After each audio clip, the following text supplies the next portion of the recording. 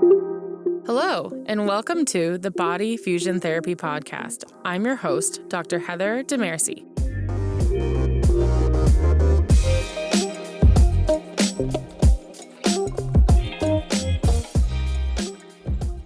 Today we are continuing in the visceral series, and we're going to be talking about the bladder and the prostate. My husband, my dear husband, hi honey, who edits all of these podcast episodes is like, why don't you talk about the male's issues? Why don't you talk about the prostate? Because he's heard me talk all about the uterus and the ovaries and fallopian tubes on multiple different episodes. And he's like, you don't talk about the men you treat because, half my caseload is men. So let's talk about what's happening with the male anatomy. Now, I think the fun thing about treating the prostate, and don't worry, when we're going to be talking about this, we're going to talk about external. So just relax, okay? We're not talking about an internal check here. We're talking about what we can do externally and the effects it can have on your body. But this is a fun area to treat in terms of the effects it can have on the body and surprising effects. I think understanding the anatomy of it and what it can be limiting if the fascia around the prostate and the bladder are affected really is kind of eye-opening as to maybe some of those dysfunctions that you fellas are still dealing with that haven't gotten any better. So like the other episodes, we're going to talk first about what are some of the kind of more medical pathologies that would make you want to go in and have your prostate mobilized. Then what sort of musculoskeletal issues you can encounter. And finally, how do you do some mobilizations yourself? Now this one, you can't really get down to your prostate. So I am going to tell you right now, sorry, spoiler alert, it's going to be more about mobilizing the bladder on your own, but you will have effects on the prostate and mobility of the prostate. But really, to get a good prostate mobilization, you're going to have to go see a therapist that feels good about doing visceral mobilizations. So let's kind of dive into why would you have your bladder mobilized and why would you have your prostate mobilized?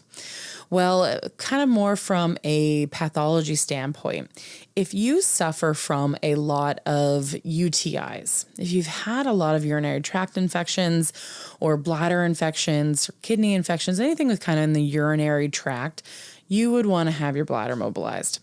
If you had any sort of trauma into the area, because, let's say a really bad car accident and where the seatbelt was going across your lap, that could kind of compress on your bladder as well and cause issues in through your pelvic floor.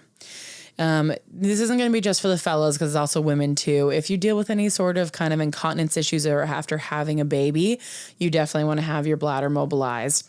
But for men too, I've talked about this a couple of times, is that going to the bathroom in the middle of the night or nocturnal urination. That doesn't mean that you're peeing the bed, but I'm talking about waking up to go to the bathroom.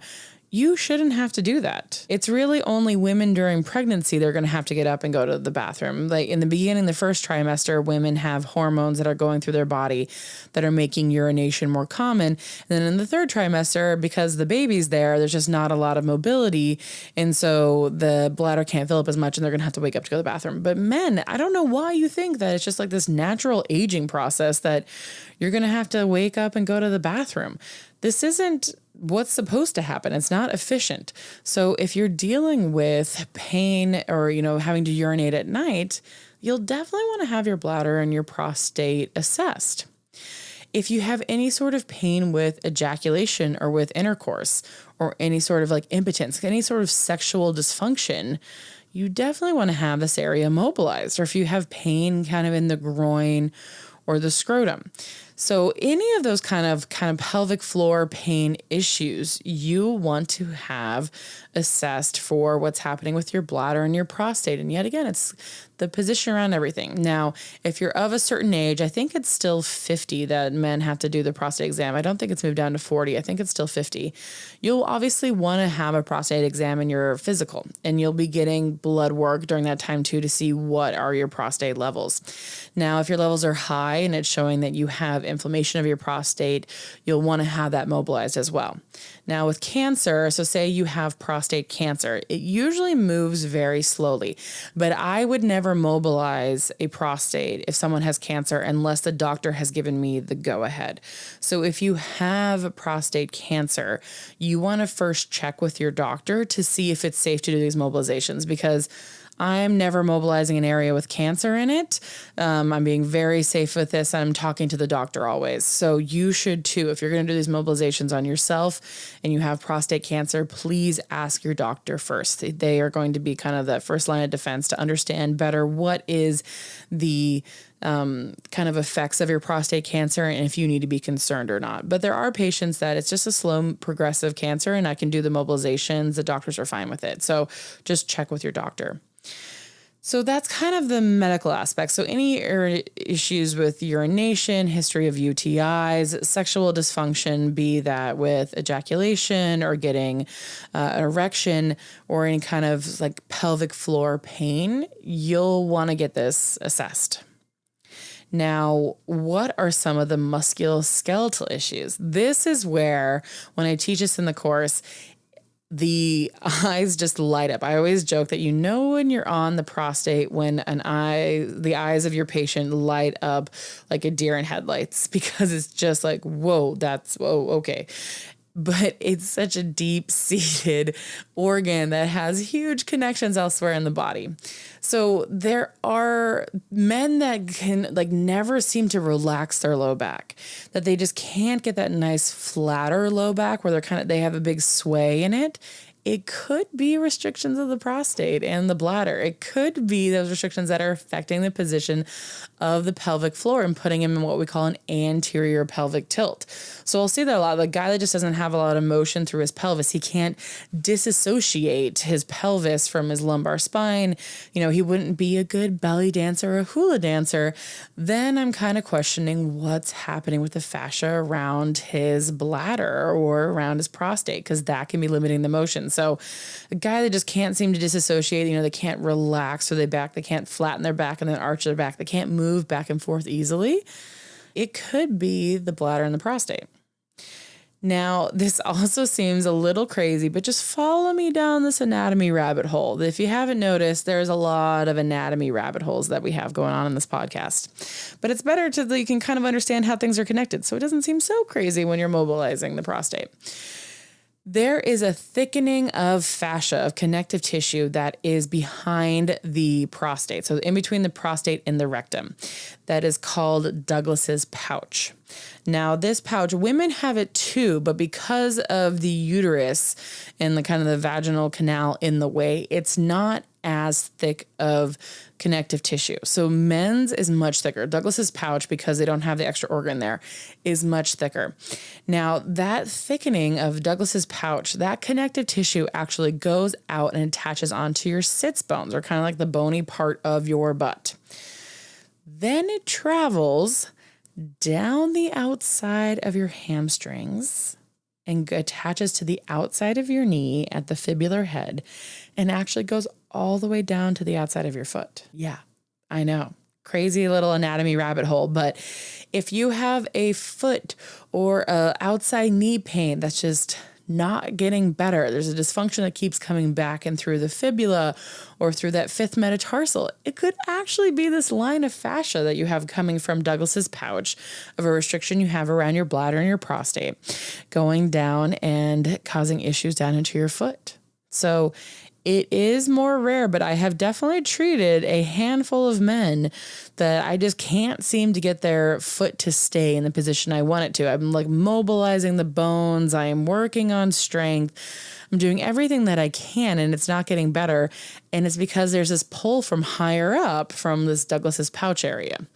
So it's more that you'll get the pain in through the lateral knees, the outside of the knees, but you'll also get it down into the foot. So you want to make sure that you have good mobility of Douglas's pouch if you keep suffering from foot issues or outside knee issues. This will definitely be an impact though on through your sits bones. So if your pelvis is in a good upright position where it's kind of lined up and down, it's more tilted inwards. It could be that you have that restriction in Douglas's pouch and it's causing your pelvis to be closer together on the bottom rather than a nice neutral position. So patients that have sciatic pain, men that have sciatic issues or kind of pain into their butt, or what you might call a PITA, a pain in the ass, then it could be that it's a restriction of this bladder and prostate area. So you will see this. Now, One other fun thing that we test when we're looking at this is their core strength and their core initiation.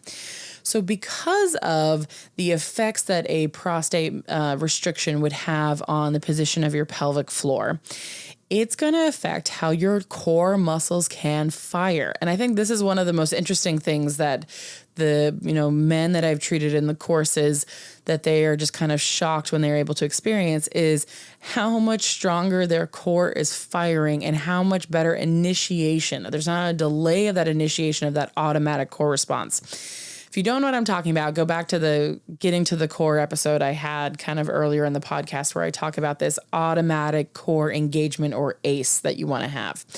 So if the restrictions of the soft tissue of this Douglas's pouch is leading to issues through the pelvic floor and kind of how the pelvis can be positioned, it's going to shut off the core and not allow it to fire properly. So if you have someone that just has this really weak core, you can't seem to get it fire, actually mobilization of that bladder and the prostate will improve the function of the core. Yeah, I know it seems crazy. And like I said, this is usually the when guys in the class are like, wow, I never thought that would do it.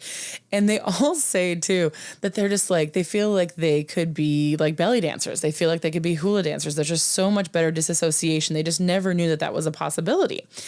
Now, why is this such a big issue on men? I mean, yes, you have this increased kind of tension in through kind of collection of soft tissue because there's not a uterus in the way. But men, this is maybe more stereotypical, but you see it. Men are just kind of rougher usually, right? That they played more contact sports. They just fall on their butt and get back up again. They wrestle with their friends. They're falling down.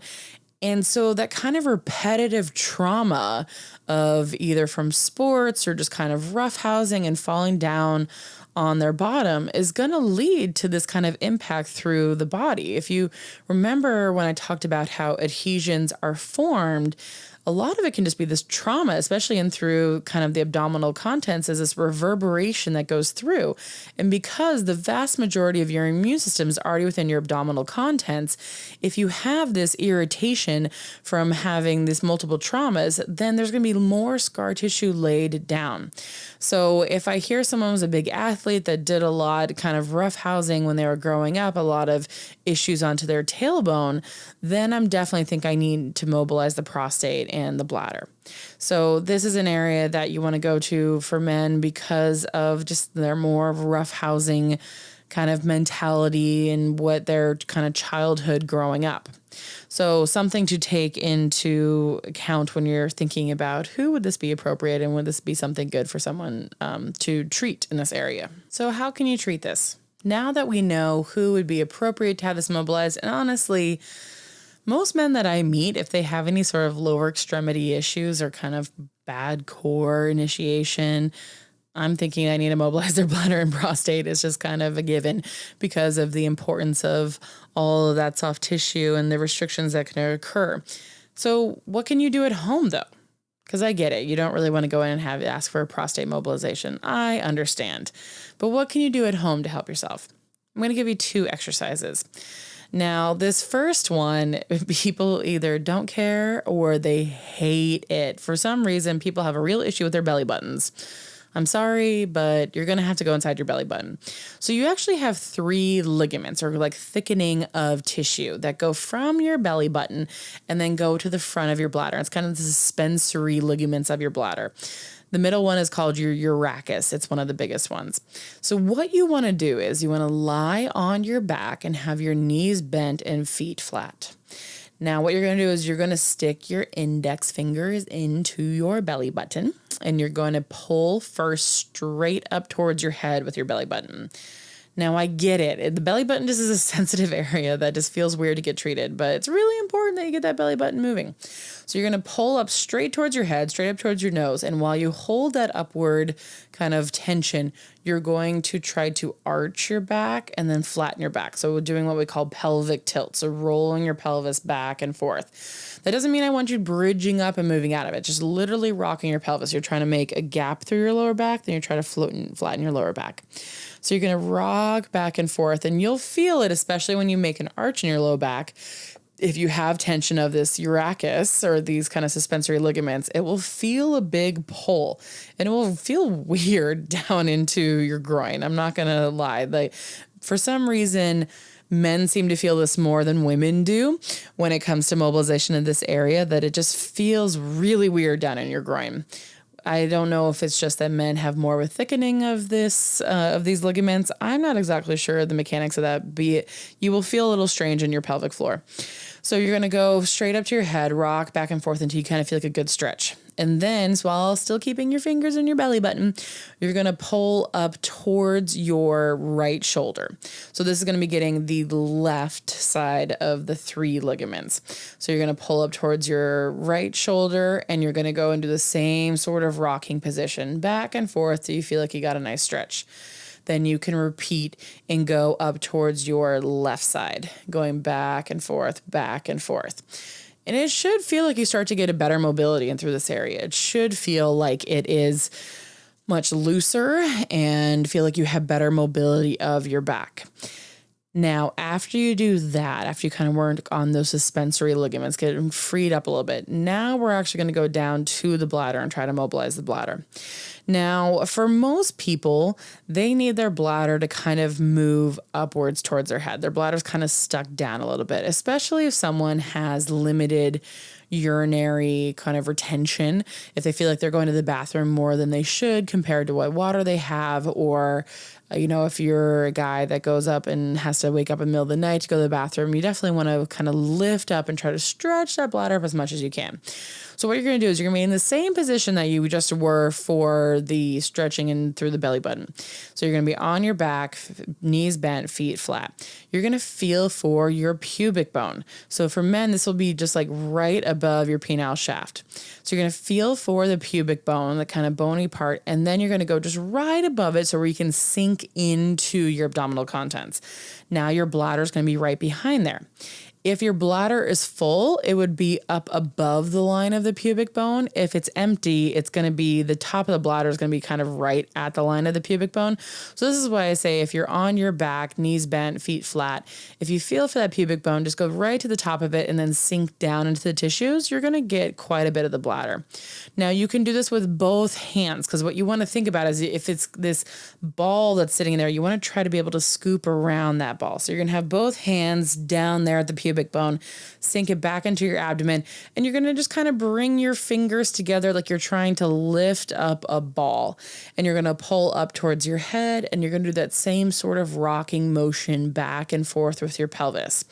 Now, if you want to get really crazy with it, if you want to try to mobilize it better, feel what it feels like if you kind of pull up towards your right shoulder or pull up to your left shoulder. Just trying to localize to the biggest restriction there. And you're just going to be arching and sagging your back, just trying to create that arch and flatten out your back. And that's just kind of what you need to do for mobilization of the bladder.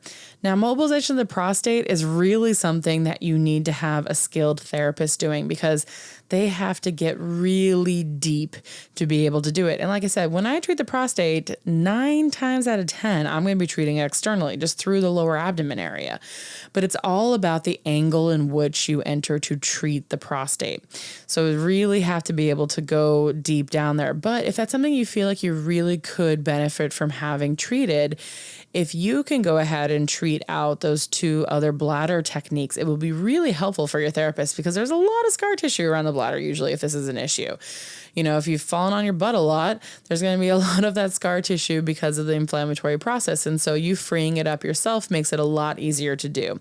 So it doesn't have to be internal. Do not worry. You can have it done externally, but find someone that's good, that feels comfortable with visceral mobilizations, that can mobilize the prostate externally, and if you need it, internally as well. And you'll be able to feel this freedom. And like I said, it is pretty funny that this is in the Institute of Physical Art. It's the last thing in the day that we do is we treat the reproductive organs in the bladder. And the men are usually a little hesitant to come up and be the subject for this, but whoever stands up is like, oh my goodness, the range of motion I have there. Just kind of fascinated by what can happen from treating the bladder and the prostate. So don't worry, guys. I got you. You can improve your mobility and through your core strength if you just kind of relax and have that bladder and prostate mobilized. Thank you for tuning in to this episode of the Body Fusion Therapy Podcast. Please share it with your friends and family, as well as leave a review if you liked what you heard today. We're looking forward to continuing this journey of looking at the body. Tune in next time.